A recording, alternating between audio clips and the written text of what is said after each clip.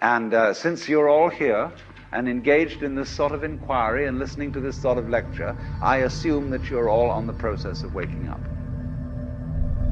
Or else you're teasing yourselves with some kind of flirtation with waking up. I am your father. I'm Batman. I'm Spartacus! Bond. James Bond. Hello. My name is Inigo Montoya. You killed my father. Prepare to die. Goonies never say die! You're killing me, Smalls! I see dead people. That the power of Christ compels you! It's alive! It's alive! It's alive! Life was like a box of chocolates. You never know what you're going to get. Hello, and welcome to 31 Days of Horror here at the Cinephellas Podcast. That's right, Cinephellas, the only place where Pennywise's favorite candy are a bunch of Sour Patch Kids. For the Cinephellas, I'm Nile Fortner. Here at Cinephellas, it's our favorite time of the year, where us ghouls, ghosts, witches, and devils, and everyone in between comes together for the Halloween season. It's filled with candy, costumes, and my favorite aspect, horror movies. On this episode of the Cinephellas Podcast, we have the legendary horror actress and scream queen, Lin Shaye. You may know Lin Shaye from horror movies such as the Insidious franchise, the original A Nightmare on Elm Street, Tales of Halloween, The Grudge, and Critters. Non-horror movie fans may recognize her from Dumb and Dumber, Kingpin, and There's Something About Mary. But I know who I'm talking to. I'm talking to you. And I already know you're a horror movie fan, just like me, and you know who Lin Shaye is. So, if you love Lin Shaye and horror movies for the Halloween season, as much as I do, you may also love Lin Shaye's new movie, The Call. The Call, not to be confused with Halle Berry's movie of the same name, is directed by Timothy Woodward Jr. and the creators of The Final Destination. The movie follows a group of friends who play a prank that went too far, and they tormented a woman they believe to be a witch. After the old woman dies, the friends are forced to call a phone installed inside her casket. However, someone on the other end picks up. 4 friends, 1 phone call, 60 seconds, stay alive. But before you and I go any further, let us have a little listen to some of the trailer.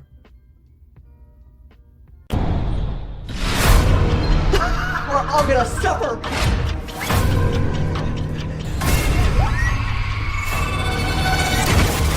Get on the phone.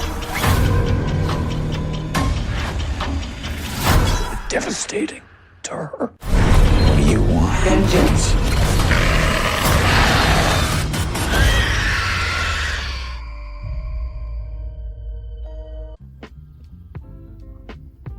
The film also stars Tobin, who you may know from the original Saw movie and Jigsaw, and it reunites Shaye with the same director of The Final Wish. On this episode of the Cinephellas Podcast, Emmy winner Lin Shaye discusses with me how she got into the horror genre, what she thinks the future of horror movies will be, and a lot more on this podcast episode. So, if that sounds interesting to you, then like a bag of candy, let's get into it.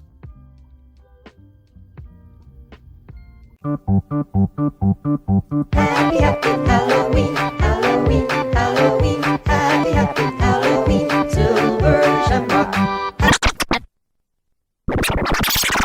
Whatever you do, don't fall asleep.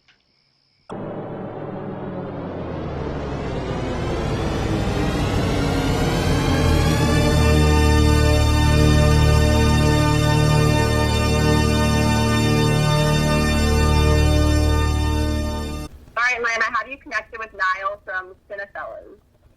Hi. Hi, Lynn. How are you? As I've been saying, I'm better today talking to all of you, and thank you for calling in. It's very appreciated. Oh, yeah, I love the movies you've been in, especially the horror ones. Okay. And I always wanted to know, was it in your original plans to be a part of so many horror movies and become a scream queen? And what is it with the horror genre that really keeps you coming back? Mostly getting hired. Okay. I mean, I love storytelling. I love all genres, to be honest. And I've been very fortunate that it was actually the Insidious franchise that sort of put me back into the horror arena. But again, my main source of inspiration is just a good story, and whatever the genre, even comedy, but I think the stories I've been allowed to tell, both in the Insidious franchise and now in this movie, I was really attracted to the characters and stories. So, albeit the horror fans seem to love these kinds of movies, and The Call basically checks off all the boxes. I mean, it really, it delivers the scares.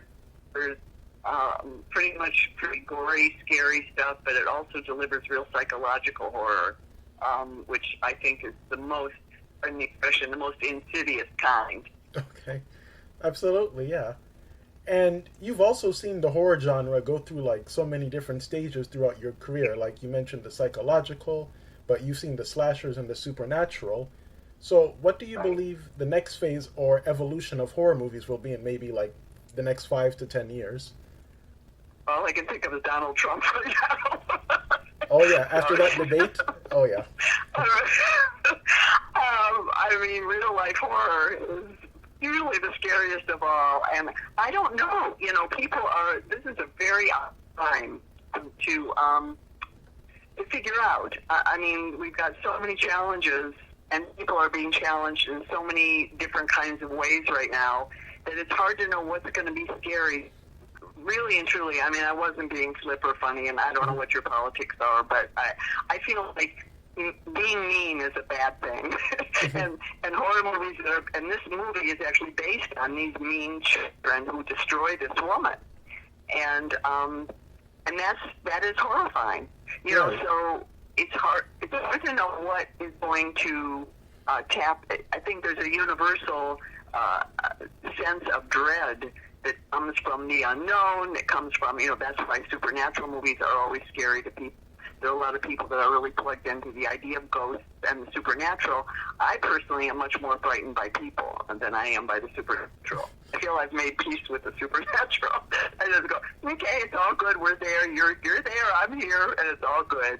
But the way people treat each other, for me, is still the scariest of all. And I think that's probably will remain being the future of horror films too, is character-driven stories about what elements of life can do to you and how people treat each other and how people treat themselves. And then, of course, the gore element, that, I personally don't need that to be frightened. So I think and it will remain being an individual thing of what scares each person individually, and I think storylines will remain pretty much similar for the end of time. There's only, what do they say, there's only 3 stories basically in the whole that you tell over and over and over. So I don't know the answer, but that's what I think. No, I understand what you're saying. Fear the living, not the dead. And you were also in The Final Wish. So how do you believe Timothy grew as a director since that previous film that made him even better for The Call? Timothy is fantastic. He's a real original. He definitely plays to the beat of his own drum. He's great ideas. He's a filmmaker from the bottom of his toes all the way up through the top of his head. He breathes imagery and vision and truthfulness from his actors.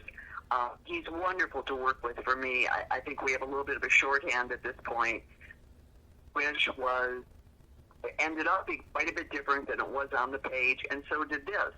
I'm full of ideas, especially about story, because I want the story to tell something that's important. I don't want it just to be entertainment. To me, making a film is such a labor of love to begin with. You might as well tell a story that's going to make people think about themselves and things in a new way. And Timothy amplifies that. I mean, his cinematographer, Pablo Diaz, he doesn't do a movie without him. And their relationship on set is really fun to sort of eavesdrop on, because they have shorthand with each other. They know, Pablo knows almost exactly what Timothy's going to say, and Timothy knows almost exactly the way Pablo is going to set up the shot.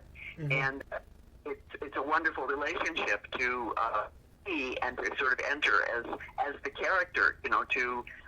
Timothy's also very communicative, and that's great for an actor, obviously. Oh, absolutely, yeah. And have you ever considered directing a horror movie, and what would it be about, or who would you like to see in it? I don't think so. I don't know enough to direct a film, to be honest, and I'm being really candid. There's so many. I think acting is really my niche, because I like going down. I like putting on the scuba gear and going to the bottom of the ocean, and I think that a filmmaker has to be able to go into space as well. Yeah. And I'm sort of lingering down there with the crabs, trying to find out which grain of sand is going to go under. So I don't think I have a wide enough scope. I think I'm very good with dialogue and with writing. I'm a good writer. But, and if I was to make a horror film, I'm not even sure. It would depend on the story who I had in it. Mm-hmm. There's wonderful, wonderful actors that I've worked with and love working with. But I couldn't really tell you, I wouldn't want to, I don't think I have a film in mind that would fit a certain actor just to work with that actor. So, bottom line, I don't know the answer to your question. We could get Donald Trump in it. Okay, I'm going to stop. Really? Yeah. But you don't have to have anybody else in the movie, because no one else can get a word in edgewise. I didn't interrupt you. About 2 minutes left. All right, no problem. I'm sorry. And while watching this, I wondered, have you ever gotten or given any, creepy or prank phone calls in your life? That's a great question. One time when I lived in New York, I got some dirty phone calls. And I don't know who did them. And it was really, and so that was weird, because I remember I was just getting ready to leave town, and it was like watching the phone ring, and I was afraid to pick it up, because I didn't want to not pick it up. And at that time, nobody even had answering machines. Your phone would just ring and ring and ring and ring. So that was highly unpleasant. Mm-hmm. And one time I did get prank phone calls here in Canada, and I actually had to hire a private detective, because the cell phones, you don't know where the phones, where the caller is coming from. So not fun. Yeah. So I prefer to be in a movie where there's prank phone calls. Let me put it that way. And what was it like working with Tobin and the rest of the cast? Wonderful. Great cat. Tobin I'd never met. Both were sort of spawned by James Winnell and Lee Wan. James, I got them mixed up. James Wan and Lee Winnell, because of Saw and because of Insidious.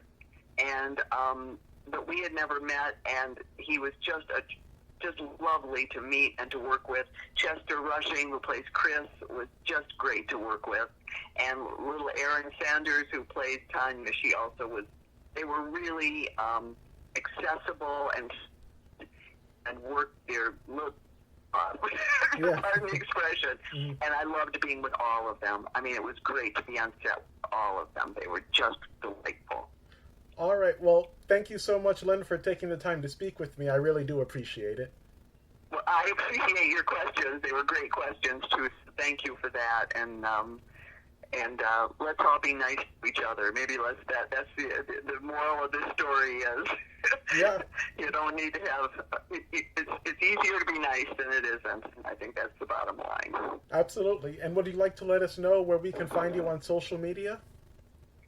Yes, I do have a Facebook page. I just have the one page. I never did the sort of there's always 5,000 people who I don't know pretty much any of them. Some I do and some I don't, but you're welcome to, put a request in, and I always try and just, as people leave, I fill in the spaces. And I'm on Instagram, and I am on Twitter, too. So I got all those boxes checked. All right. Well, thank you so much. I really do love the call. Thank you. Thank you so much. Thanks for checking in, and I hope we all meet someday, perhaps when they get a vaccine. Hopefully next year, yeah. Okay. Okay, I hope so too. Take good care of yourself. Sending love and good health. You too, Lynn. Bye-bye. Okay. Bye-bye. Well, look at you, you little Halloween havoc-loving maniac. You made it all the way to the end of this podcast episode, which means you love us just as much as we love you. We would also really love if you would head on over to Cinephellas.com, because over there we have movie reviews, news, more podcast episodes like this one, and a lot more. You may also check out Cinephellas on YouTube. We have a lot of cool stuff coming your way, especially with 31 Days of Horror. We plan on doing a Halloween podcast episode, and you can actually join us, where we're going to talk about our picks for the top underrated final girls in horror movies, and a lot more on that podcast episode. Logan also has some reviews lined up for 31 Days of Horror, and I think he's finally going to get around to watching those movies that I suggested several months back. He was just waiting for the right time and planning for the right time, obviously. So, if you haven't already, subscribe and join the Cinephellas family on YouTube. Also, make sure you stay updated with us and follow Cinephellas on social media, such as Twitter, Instagram, and Facebook. We at Cinephellas really do appreciate your support. Well, like a bag of empty candy, this podcast episode has come to an end, at least for now. For the Cinephellas, I'm Nile Fortner, and I hope you have a good rest of the day, a good night, and a very happy Halloween. Why so serious? I am serious, and don't call me Shirley. Well, nobody's perfect. Go ahead. Make my day. E.T. phone home. There's no place like home. Hasta la vista, baby.